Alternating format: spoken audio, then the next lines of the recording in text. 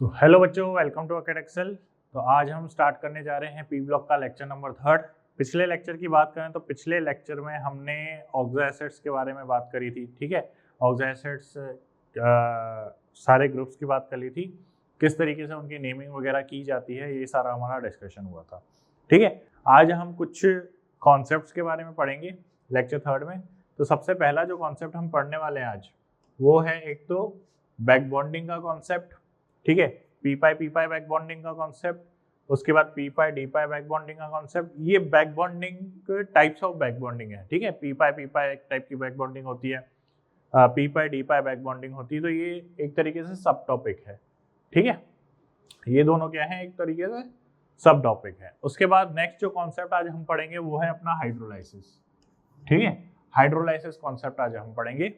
तो ये सारा आज का अपना टॉपिक रहेगा जो आज हमें डिस्कस करना है। ठीक है, स्टार्ट करते हैं अपन बैक बॉन्डिंग से। तो स्टार्ट करते हैं topic back bonding.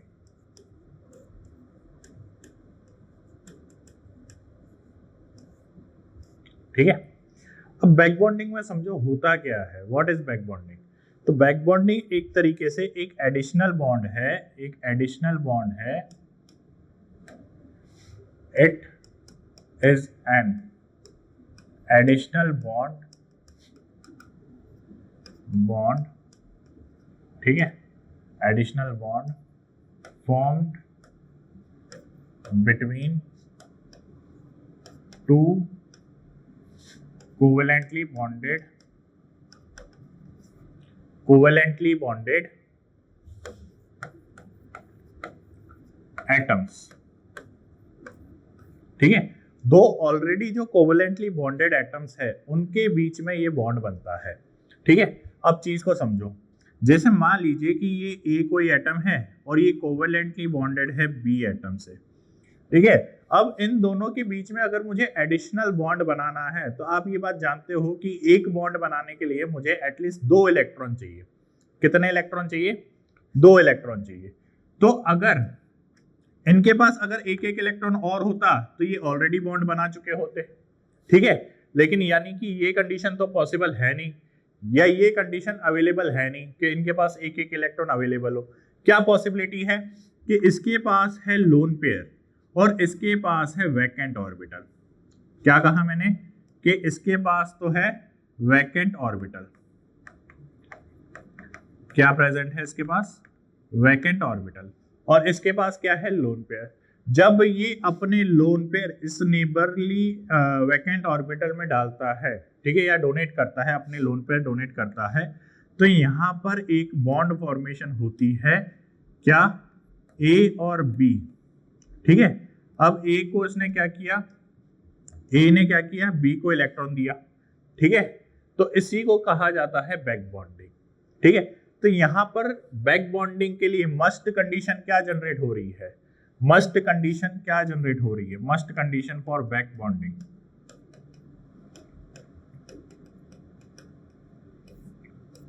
Must condition for back bonding क्या है वो मस्ट कंडीशन? कि एक एटम के पास तो लोन पेयर अवेलेबल होना चाहिए या इलेक्ट्रॉन्स अवेलेबल होने चाहिए किसी भी फॉर्म में, चाहे नेगेटिव चार्ज के फॉर्म में हो, चाहे लोन पेयर के फॉर्म में हो, किसी भी फॉर्म में हो, उसके पास इलेक्ट्रॉन अवेलेबल होनी चाहिए। ठीक है, और दूसरे के पास क्या अवेलेबल होना चाहिए? वैकेंट ऑर्बिटल अवेलेबल होनी चाहिए। तो वन एटम मस्ट हैव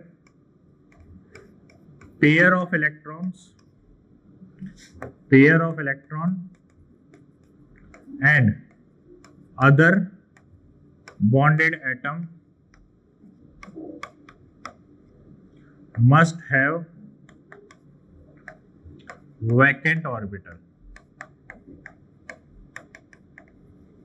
ठीक है, एक मस्ट कंडीशन तो ये हो गई कि एक एटम के पास वैकेंट ऑर्बिटल होनी चाहिए और एक एटम के पास लोन पेयर होनी चाहिए। ये पहली must condition. Second must condition जो आपको ध्यान रखनी है बहुत ज्यादा, कि ये जो दोनों एटम है, ये पीरियोडिक टेबल के या तो सेकेंड पीरियड के होने चाहिए या कोई भी एक सेकेंड पीरियड और थर्ड पीरियड का होना चाहिए। ठीक है, या तो सेकंड पीरियड के होने चाहिए ए और बी, या दोनों में से कोई भी एक सेकंड पीरियड और एक थर्ड पीरियड का होगा तो बैक बॉन्डिंग पॉसिबल है, अदरवाइज बैक बॉन्डिंग पॉसिबल नहीं है। यानी कि अगर मान लीजिए ये भी थर्ड पीरियड का हो गया और ये भी थर्ड पीरियड का हो गया तो बैक बॉन्डिंग पॉसिबल नहीं है। ठीक है, तो यानी कि 2p के केस में बैक बॉन्डिंग पॉसिबल है, 2p के केस में बैक बॉन्डिंग पॉसिबल है। अगर ये 2p का ये 3p का है तो भी है। थर्ड पीरियड की बात कर रहे हैं हम, पीरियडिक टेबल में पीरियड की बात कर रहे हैं। ठीक है, और ये अगर थर्ड पीरियड और सेकंड पीरियड का है तो भी पॉसिबल है। लेकिन अगर ये थर्ड पीरियड का है और ये भी थर्ड पीरियड का है तो बैक बॉन्डिंग पॉसिबल नहीं है। ठीक है, तो अगली मस्ट कंडीशन क्या है? अगली मस्ट कंडीशन है both the atom must be of second period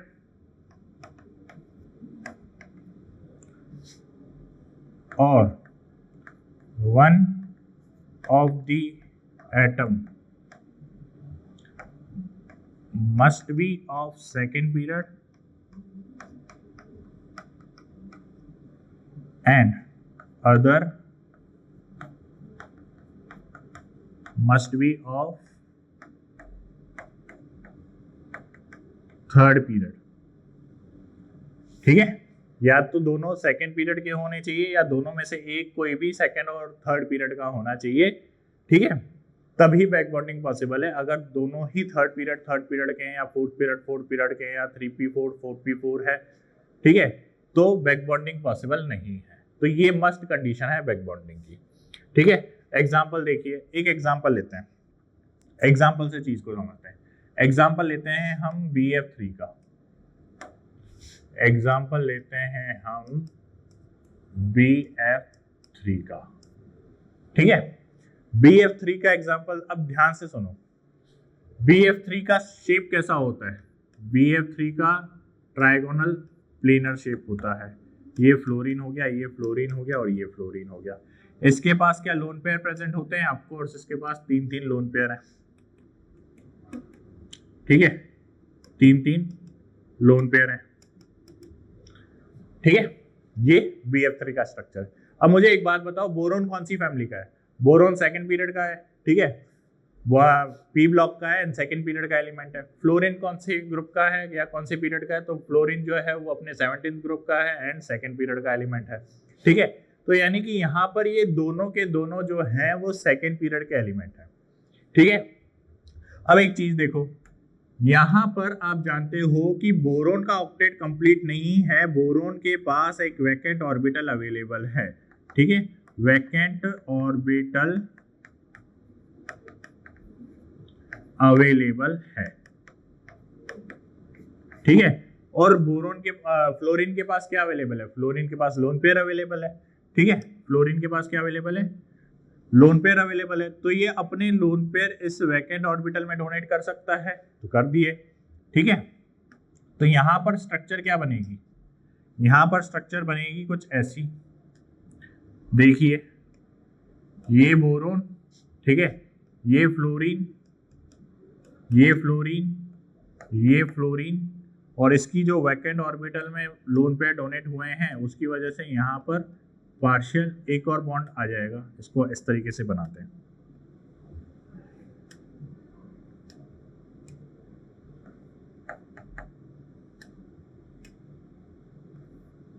ये बनेगा।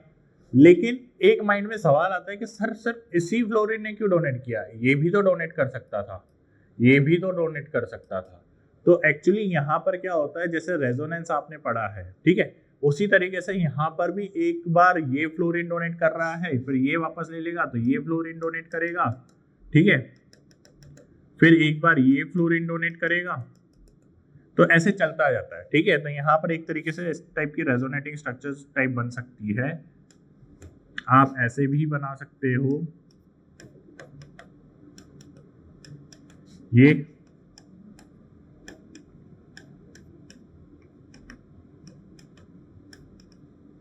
ठीक है, एक बार आपने ये डोनेट कर दिया, एक बार ये डोनेट इसने बॉन्ड बना दिया, एक बार इसने बॉन्ड बना दिया, तो इस टाइप से आपको देखने को मिलता है। तो ओवरऑल जब आप हाइब्रिड स्ट्रक्चर बनाओगे ओवरऑल जब आप हाइब्रिड स्ट्रक्चर बनाओगे, ठीक है, तो वो क्या बनेगी, देखो बोरोन, फ्लोरीन, फ्लोरीन, फ्लोरीन, ठीक है, ये, ठीक है, इस टाइप से स्ट्रक्चर बनेगी इसकी बैक बॉन्डिंग की वजह से। तो बात समझ में आ रही है। तो यानी कि एक चीज यहाँ पे नोटिस करो कि बोरोन के पास वैकेंट ऑर्बिटल अवेलेबल थी, लेकिन बैक बॉन्डिंग की वजह से वो यूटिलाइज हो चुकी है।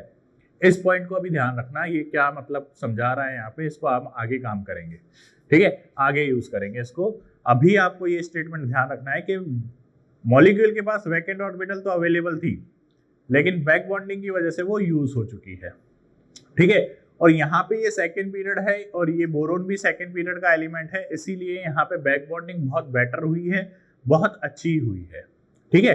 तो इसको जो बैक बॉन्डिंग हम बोलेंगे ना, देखो यहाँ पे ये जो बॉन्ड बन रहा है, ये कौन सा बॉन्ड बन रहा है, पाई बॉन्ड बन रहा है, ठीक है, क्योंकि सेकेंड बॉन्ड है ना, कोलेटरल ओवरलैपिंग से बनी है, ठीक है। तो ये जो बॉन्ड बना है ये कोलेटरल ओवरलैपिंग से बना हुआ है, ठीक है। तो एक पॉइंट ये भी याद रखना कि back bonding is formed by collateral overlapping. किससे बनता है ये, कोलेटरल ओवरलैपिंग से बनता है। इसका मतलब ये जनरली पाई बॉन्ड की तरह काम करता है, या पाई बॉन्ड बनता है एक तरीके से। कौन सा बॉन्ड बनता है, पाई बॉन्ड बनता है, ठीक है। तो यहां पर एक पॉइंट खत्म हुआ। अब देखो बैक बॉन्डिंग जो है वो दो टाइप की होती है, टाइप्स ऑफ बैक बॉन्डिंग।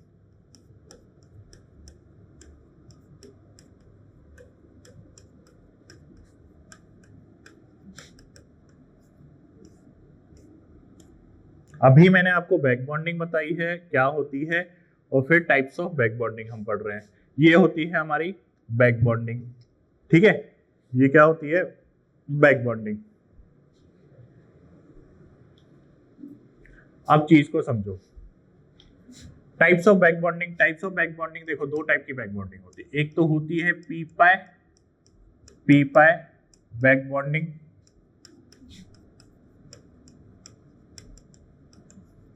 ठीक है, और एक होता है पी पाई डी पाई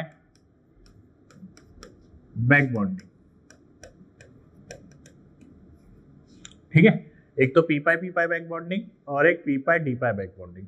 अब पी पाई बैक बॉन्डिंग का मतलब क्या है, पी पाई बैक बॉन्डिंग का मतलब ये है कि जब एक एटम के p इलेक्ट्रॉन और दूसरे एटम की p ऑर्बिटल जब बैक बॉन्डिंग में इन्वॉल्व होगी तो उसे पी पाई बैक बॉन्डिंग कहेंगे। मुझे एक बात बताओ कि यहाँ पे जो फ्लोरीन के इलेक्ट्रॉन्स हैं वो कौन सी ऑर्बिटल में प्रेजेंट है, 2p में प्रेजेंट है। भाई फ्लोरीन के इलेक्ट्रॉन्स किस में प्रेजेंट है, फ्लोरीन के इलेक्ट्रॉन प्रेजेंट है 2p ऑर्बिटल में। बोरोन की कौन सी ऑर्बिटल वैकेंट है, बोरोन की भी 2p ऑर्बिटल वैकेंट है, ठीक है। तो यानी कि ये 2p ऑर्बिटल्स इन्वॉल्व हैं। तो यहाँ पे ये जो पाई बॉन्ड बन रहा है ये कौन सा है, पी पाई बॉन्ड है। कौन सा है, पी पाई बॉन्ड है, ठीक है। यहाँ पे ये जो पिंक कलर का बॉन्ड बन रहा है ये कौन सा बॉन्ड है, ये पी पाई बॉन्ड है। बात समझ में आई, ठीक है। तो ये हो गया आपका पी पाई बैक बॉन्डिंग, जो अभी आप समझ चुके हो एग्जाम्पल किसमें, BF3 में, ठीक है। अब नेक्स्ट है पी पाई हो गया, नेक्स्ट है पी पाई डी पाई बैक बॉन्डिंग। लेकिन उससे पहले आपको एक सवाल का जवाब देना पड़ेगा, एक सवाल का नहीं बहुत सारे सवालों के जवाब देने पड़ेंगे। चलिए तो सवाल करो कुछ ये, इसमें आपको बताना है कि किसमें बैक बॉन्डिंग होगी और किसमें नहीं होगी, ठीक है। आपको बैक बॉन्डिंग के बारे में बताना है।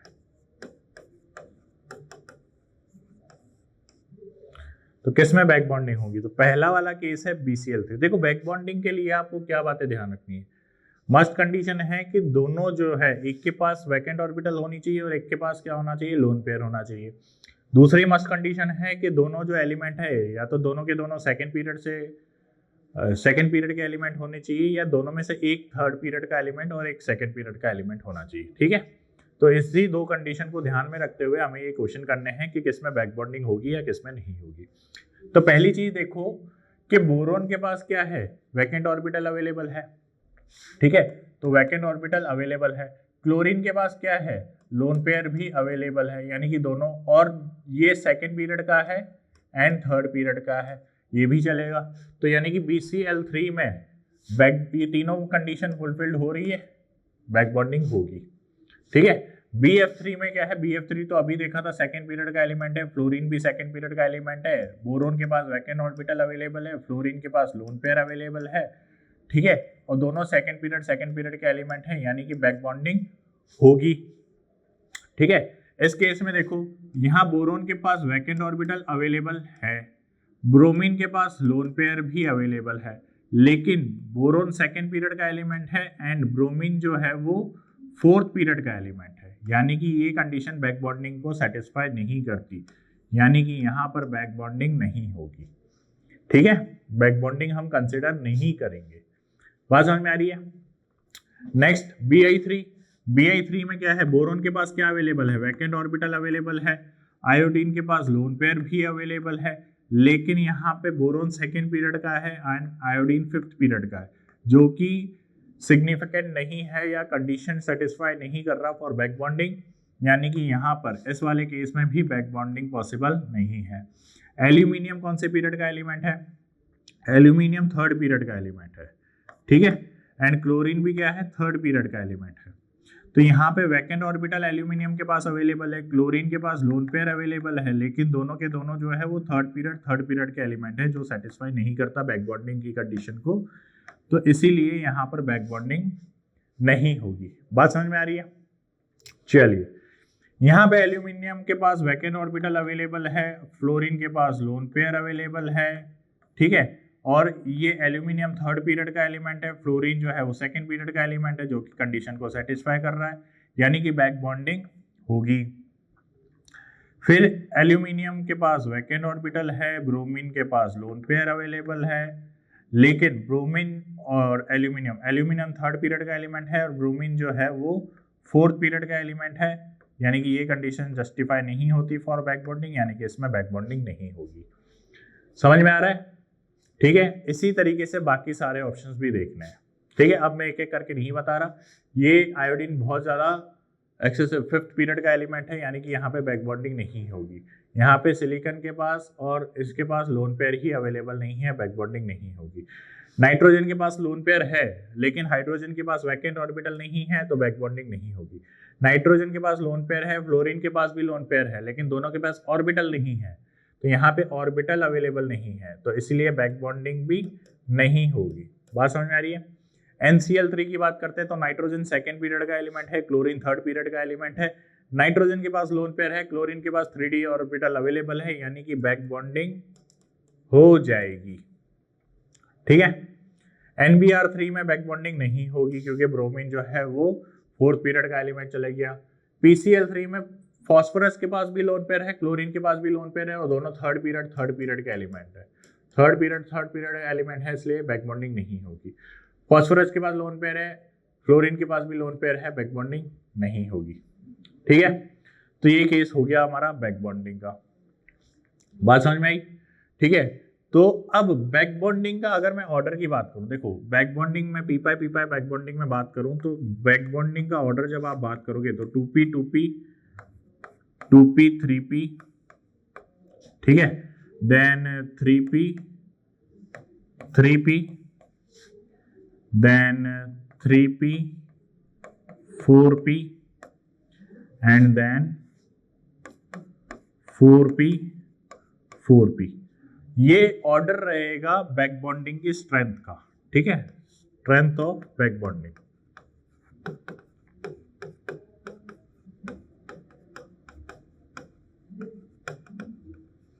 ठीक है भाई, जैसे अभी मैंने कहा कि 2p 2p की केस में बैक बॉन्डिंग हो जाएगी, 2p 3p की केस में भी हो जाएगी, लेकिन 3p और 3p के केस में नहीं होती, इनसिग्निफिकेंट रहती है। ठीक है, देन 3p 4p की बात करें और ज्यादा इनसिग्निफिकेंट रहता है, एंड 4p 4p में और ज्यादा इनसिग्निफिकेंट रहता है। तो ये रहता है आपका बैक बॉन्डिंग का ऑर्डर। क्या रहता है? बैक बॉन्डिंग का ऑर्डर। तो आपको यहां पर ये चीज ध्यान रखनी है। अच्छा, एस तो इन्वॉल्व नहीं होगा ना, क्योंकि दिमाग रखना क्या है, एस और एस में सिग्मा बॉन्ड बनता है, पाई बॉन्ड नहीं बनता। और back bonding is the case of collateral overlapping which is formed pi bond. बात समझ में आ रही है? तो इसलिए कभी भी आपको एस इन्वॉल्व होता हुआ नहीं दिखेगा, बिकॉज एस एस की ओवरलैपिंग से हमेशा सिग्मा बॉन्ड बनता है। ठीक है, ये केमिकल बॉन्डिंग में आप पढ़ के आ चुके हो। ठीक है, चलिए, तो ये रहेगा पी पाई बैक बॉन्डिंग का ऑर्डर। बात समझ में आ रही है? चलिए, अब नेक्स्ट हम केस समझते हैं पी पाई डी पाई का बैक बॉन्डिंग का केस। ठीक है, तो नेक्स्ट अपना केस है पी पाई डी पाई बैक बॉन्डिंग। नेक्स्ट हमारा केस है पी पाई डी पाई बैक बॉन्डिंग।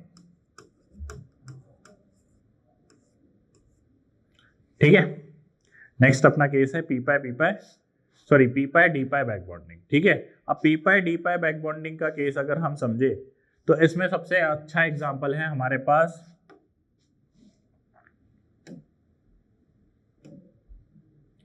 ये कलर।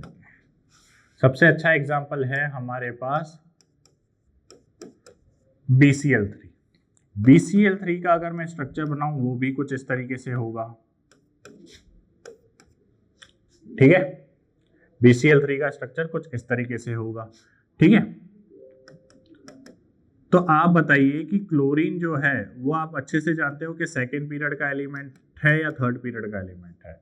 ऑब्वियसली थर्ड पीरियड का एलिमेंट है। सेकेंड पीरियड से पी ब्लॉक स्टार्ट होता है जो कि फ्लोरीन से होता है। ठीक है, तो यहाँ पर क्लोरीन जो है वो थर्ड पीरियड का एलिमेंट है एंड बोरोन जो है वो सेकेंड पीरियड का एलिमेंट है। बोरोन के पास वैकेंट ऑर्बिटल अवेलेबल है।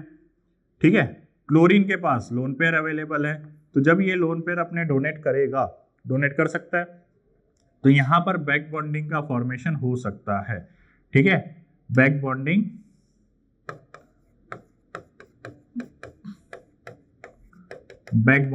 हो सकती है। ठीक है, अब बैक बॉन्डिंग जब हो जाएगी तो ध्यान दो, ये क्लोरीन, ये क्लोरीन, ये क्लोरीन। ठीक है, जब बैक बॉन्डिंग होगी तो वही सेम केस, एक बार ये क्लोरीन दे देगा, एक बार ये क्लोरीन दे देगा, एक बार ये क्लोरीन दे देगा। तीनों क्लोरीन बैक बॉन्डिंग कर सकते हैं। ठीक है, ये ठीक है, एक बार ये बोरॉन, एक बार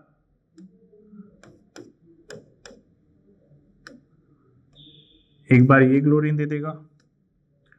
ठीक है, एक बार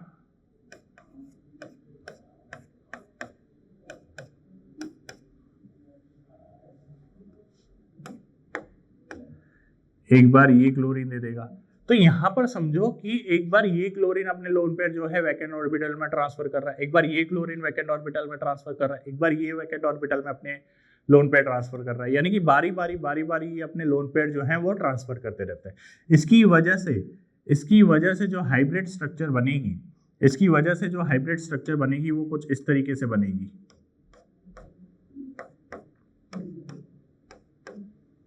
इसकी वजह से क्या हाइब्रिड स्ट्रक्चर बनेगी? वो ये वाली हाइब्रिड स्ट्रक्चर बनेगी। ये बात समझ में आई? तो ये रेजोनेंस की तरह है। अब ये बैक बॉन्डिंग का केस समझा सर। अब सवाल ये होता है कि यार बैक बॉन्डिंग काम कैसे आएगा, क्या इसमें से सवाल कैसे आएंगे? तो सवाल जो है इसमें से बहुत अच्छे बनते हैं और वो बनते हैं एसिडिक ऑर्डर के। किसके बनते हैं? एसिडिक ऑर्डर के। एक चीज बताओ कि एसिड क्या होते हैं? What are acids? एसिड्स आप अच्छे से जानते हो कि एसिड होते हैं H+ डोनर। एसिड क्या होते हैं?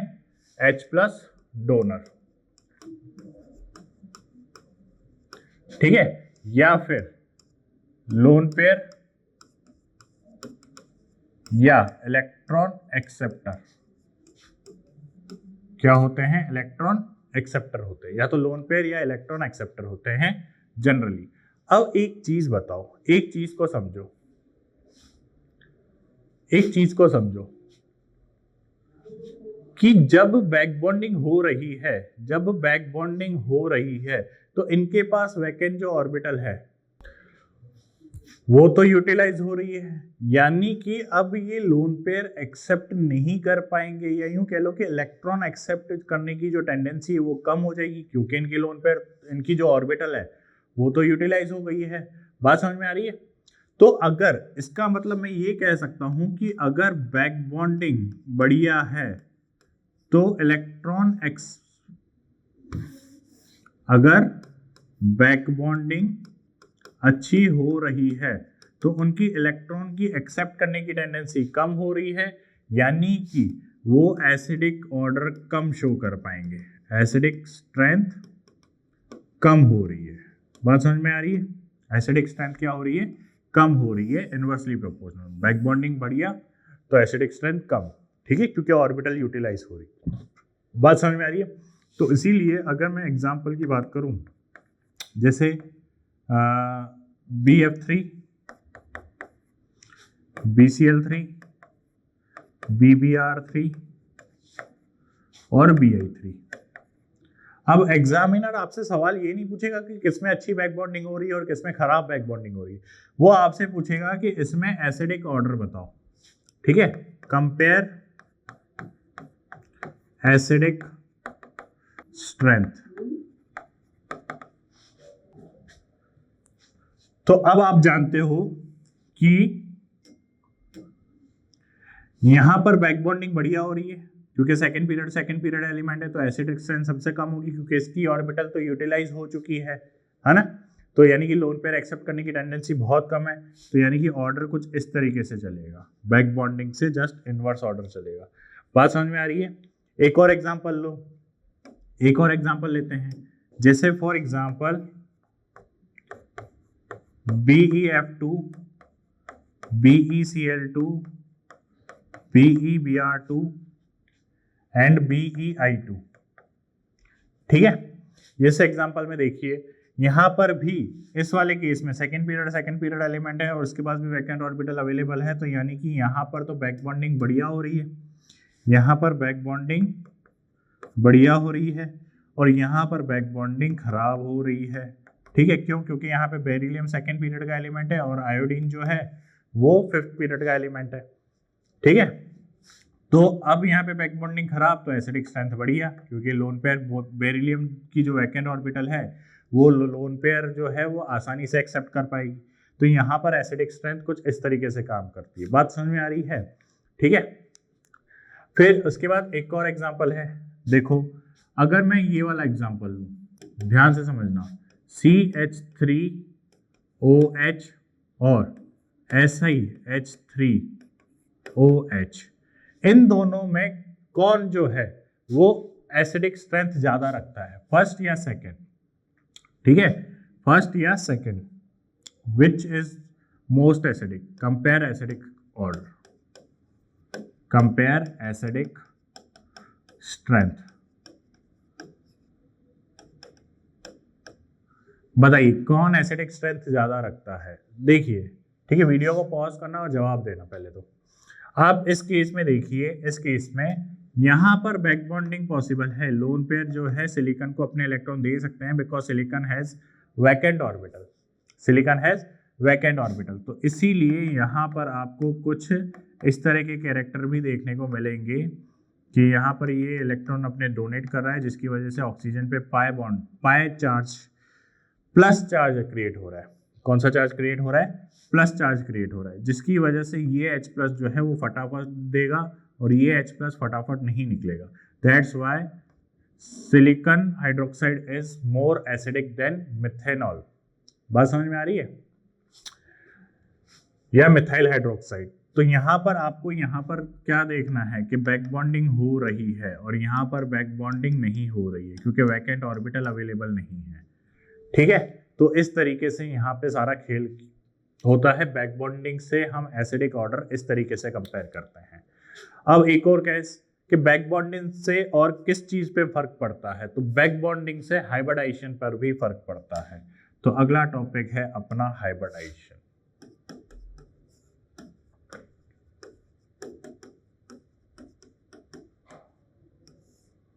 ठीक है, बैक बॉन्डिंग से हाइब्रिडाइजेशन पर भी फर्क पड़ता है। कैसे कैसे? तो उसको भी हम समझते हैं एक एग्जांपल से। एक एग्जांपल लीजिए, एग्जांपल लेते हैं हम, एक तो ले लेते हैं NF3, ठीक है, और एक ले लेते हैं हम NSiH4 whole thrice, sorry whole 3 4 thrice, ठीक है, ये एग्जांपल लेते हैं। अब इनके स्ट्रक्चर बनाइए, थोड़े से इनके स्ट्रक्चर बना के देखते हैं। ठीक है, यहाँ पर भी अपन एक काम करते हैं, ये नहीं लेते हैं, CH3 ले लेते हैं, थोड़े मिलते जुलते हो जाएंगे। ठीक है, अब इनके स्ट्रक्चर बनाओ। इनका मैं अगर इसका स्ट्रक्चर बनाऊं तो ये पिरामिडल शेप का होगा।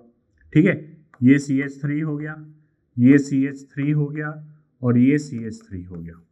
ठीक है, और ये हो गए आपके लोन पेयर नाइट्रोजन के।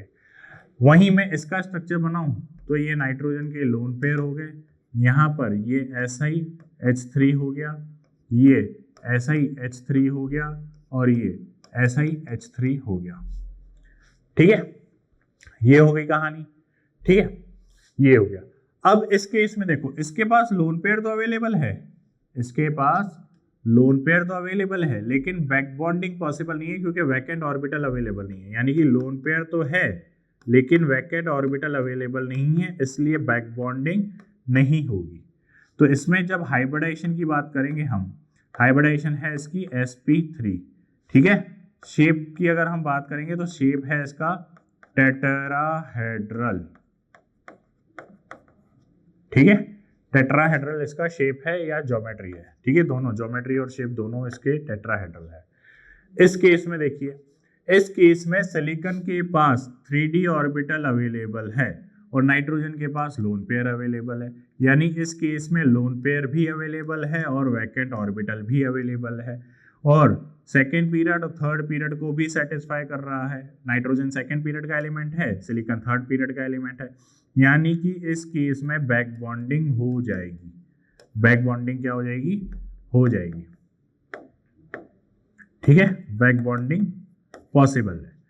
अब समझो चीज को आगे कि जब बैक बॉन्डिंग हो रही है तो ये लोन पेयर अंदर चले जाएंगे। ठीक है, लोन पेयर पाई बॉन्ड बनाने चले जाएंगे।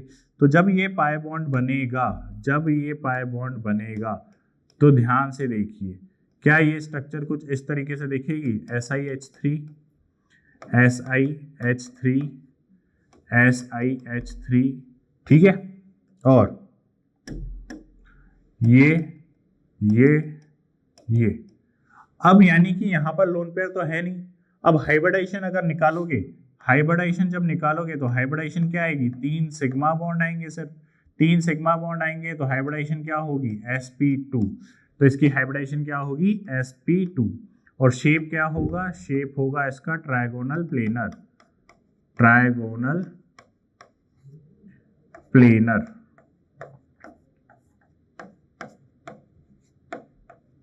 शेप क्या होगा? ट्रायगोनल प्लेनर शेप होगा। बात समझ में आ रही है? ठीक है, ये हो गई कहानी ट्रायगोनल प्लेनर शेप की। सही है, नेक्स्ट आगे देखिए। तो हाइब्रिड बैक बॉन्डिंग की वजह से हाइब्रिडाइजेशन में कैसे चेंजेस आ रहे हैं, बात समझ में आ रही है? तो हाइब्रिडाइजेशन आपको कुछ इस तरीके से देखनी है। तो ये सारा खेल हो गया हमारा बैक बॉन्डिंग का, जहां पे हमने, अच्छा यहाँ पे एक चीज और देखो, यहाँ पे कौन से टाइप की बैक बॉन्डिंग हो रही है? पी पाई या डी पाई? तो यहाँ पर जो बैक बॉन्डिंग हो रही है, यहाँ पे जो बैक बॉन्डिंग हो रही है वो कौन सी हो रही है? देखो, ये सेकंड पीरियड का एलिमेंट है, ये थर्ड पीरियड का एलिमेंट है। तो यानी कि 2p 3p पाई बैक बॉन्डिंग। यहाँ पर कौन सी बैक बॉन्डिंग हो रही है? 2p 3p पाई बैक बॉन्डिंग हो रही है, और यहाँ पे बैक बॉन्डिंग नहीं हो रही है। ठीक है, तो बैक बॉन्डिंग की वजह से हाइब्रिडाइजेशन में भी चेंजेस आते हैं। ठीक है, हाइब्रिडाइजेशन में जनरली चेंजेस तब आएंगे जब सेंट्रल एटम के लोन पेयर डोनेट हो रहे होंगे। सराउंडिंग एटम के अगर लोन पेयर डोनेट हो रहे होंगे तो हाइब्रिडाइजेशन में कोई खास चेंज नहीं आएगा। ठीक है, जैसे यहाँ पे देखो, सेंट्रल एटम जो है वो अपने लोन पेयर डोनेट कर रहा था, इसलिए हाइब्रिडाइजेशन में चेंज आया। बाकी हम लोन पेयर तो इससे पहले वाले में, बैक बॉन्डिंग तो इससे पहले वाले में भी कर रहे थे। यहाँ पर भी हाइब्रिडाइजेशन क्या है? sp2 है, और यहाँ पर भी हाइब्रिडाइजेशन क्या है? sp2 है। क्यों है? क्योंकि सेंट्रल एटम ने इलेक्ट्रॉन एक्सेप्ट किए हैं, और हाइब्रिडाइजेशन जो डिफाइन होती है वो सेंट्रल एटम से होती है। तो सेंट्रल एटम अगर अपने लोन पेयर कंट्रीब्यूट कर रहा है, अपने लोन पेयर डोनेट कर रहा है, तो उसके हाइब्रिडाइजेशन में चेंज आएगा। अगर वो अपने लोन पेयर को कोई यूज ही नहीं कर रहा है, या अपने इलेक्ट्रॉन जो सिग्मा बॉन्ड है उनका कोई यूज कर ही नहीं रहा, तो हाइब्रिडाइजेशन में भी चेंज नहीं आएगा। ठीक है, तो एक बात आप हमेशा ध्यान रखना कि जब सेंट्रल एटम के इलेक्ट्रॉन्स वगैरह डोनेट होते हैं तब हाइब्रिडाइजेशन में चेंजेस होता है। ठीक है, तो आई थिंक ये बैक बॉन्डिंग का कॉन्सेप्ट आपको समझ में आ गया। अब एक आखिरी एग्जाम्पल है बोराजीन का, इनऑर्गेनिक बेंजीन, जो काफी बार पूछ लिया जाता है, ठीक है। इनऑर्गेनिक बेंजीन जिसको बोला जाता है बोराजोल, ठीक है, या बोला जाता है बोराजीन, ठीक है, या बोला जाता है बोराजीन। होती क्या है ये B3N3H6, B3N3H6। देखिए जरा, ये बोरोन, ये नाइट्रोजन, ये बोरोन, ये नाइट्रोजन, ये बोरोन, ये नाइट्रोजन, इस तरीके से होती है। 6 हाइड्रोजन है, 6 हाइड्रोजन लगा दिए, 6 हाइड्रोजन लगा दिए, ठीक है। तो नाइट्रोजन की वैलेंसी पूरी, बोरोन की वैलेंसी 3 बॉन्ड बनाता है, वो खत्म। अब नाइट्रोजन के पास क्या अवेलेबल है? नाइट्रोजन के पास आप अच्छे से जानते हो नाइट्रोजन के पास क्या अवेलेबल है। नाइट्रोजन के पास लोन पेयर अवेलेबल, और बोरोन के पास वैकेंट ऑर्बिटल अवेलेबल है, ठीक है, और नाइट्रोजन के पास लोन पेयर अवेलेबल है। तो नाइट्रोजन और इनमें क्या होता है कि नाइट्रोजन अपने लोन पेयर इसको डोनेट कर देगा, इसको डोनेट कर देगा, इसको डोनेट कर देगा। तो यानी कि यहाँ पर एक कोवेलेंट बॉन्ड बनने की, एक बैक बॉन्डिंग होने की संभावना होती है। ध्यान से देखिए, ये इसके साथ बैक बॉन्डिंग कर लेगा, ये इसके साथ बैक बॉन्डिंग कर लेगा, और ये इसके साथ बैक बॉन्डिंग कर लेगा, ठीक है, ये इसके साथ बैक बॉन्डिंग कर लेगा, ठीक है। तो यहां पर इसको बोलते हैं बोराजीन या इनऑर्गेनिक बेंजीन। ये ज्यादा रिएक्टिव होता है एज कंपेयर टू बेंजीन, और सारे पॉइंट्स की बाद में बात करेंगे। लेकिन यहाँ पे जो इंपॉर्टेंट बात आपको समझनी है वो ये है कि ये ओवरऑल मॉलिक्यूल तो है नॉन पोलर, ठीक है, overall molecule is non polar, ठीक है, बट बॉन्ड्स आर पोलर, ठीक है। बेंजीन में बेंजीन भी नॉन पोलर है और जो बॉन्ड्स प्रेजेंट है वो भी नॉन पोलर है, ठीक है, कार्बन कार्बन वाले। लेकिन यहाँ पे ये जो बॉन्ड्स प्रेजेंट है ना, ये बॉन्ड्स, ये कैसे हैं? ये पोलर हैं। कैसे हैं? पोलर टाइप के बॉन्ड्स हैं, ठीक है। तो एक पॉइंट आपको ये ध्यान रखना है। दूसरा कि बेंजीन नहीं, बोराजीन is more reactive than benzene, ठीक है। ये पॉइंट आपको ध्यान रखने हैं बोराजीन के बारे में या बेंजीन के बारे में, ठीक है। दूसरी चीज, यहां पे अगर आप हाइब्रिडाइजेशन की बात करोगे, जैसे नाइट्रोजन की हाइब्रिडाइजेशन की बात करोगे, तो नाइट्रोजन की हाइब्रिडाइजेशन आप क्या बताओगे? यहाँ पर नाइट्रोजन की हाइब्रिडाइजेशन क्या है यहाँ पर? तो यहाँ पे जब हम नाइट्रोजन की हाइब्रिडाइजेशन की बात करेंगे तो नाइट्रोजन की हाइब्रिडाइजेशन है यहाँ पर sp2। क्या हाइब्रिडाइजेशन है? sp2, क्योंकि वो अपने लोन पेयर जो है वो बैक बॉन्डिंग में यूज कर चुका होता है। तो दूसरा इंपॉर्टेंट पॉइंट आपको यहाँ पर ध्यान रखना है कि हाइब्रिडाइजेशन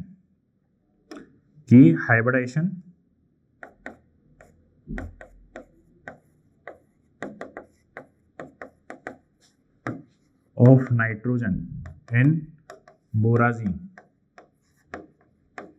इज sp2, ठीक है। स्टेटमेंट वाले सवालों में ये पूछ सकता है आसानी से, तो इसलिए आपको यहाँ पर बातें ध्यान रखनी पड़ेगी, ठीक है। तो ये कुछ पॉइंट्स हैं जो आपको बोराजीन के बारे में ध्यान रखनी है बैक बॉन्डिंग के केस में। बाकी आपका ये बैक बॉन्डिंग खत्म हो चुका है, ठीक है। नोट्स की PDF चाहिए, लेक्चर वाइज CRE चाहिए, या फिर आपको असाइनमेंट वगैरह चाहिए, माइनर टेस्ट, मेजर टेस्ट या प्रीवियस ईयर्स क्वेश्चंस के सॉल्यूशन चाहिए, तो ये सब कुछ अवेलेबल है हमारी वेबसाइट पे। आप विजिट करिए और ये सब देख सकते हैं, ठीक है। उसके बाद अगर आपको वीडियो अच्छा लग रहा है तो इसको लाइक ज़रूर करिए, अपने दोस्तों में शेयर ज़रूर करिएगा, एंड चैनल को सब्सक्राइब करिए, ताकि आप चैनल को सब्सक्राइब करिए एंड बेल आइकन ज़रूर प्रेस करिएगा ताकि आपको नेक्स्ट वीडियो की नोटिफिकेशन मिलती रहे, ठीक है। Thank you.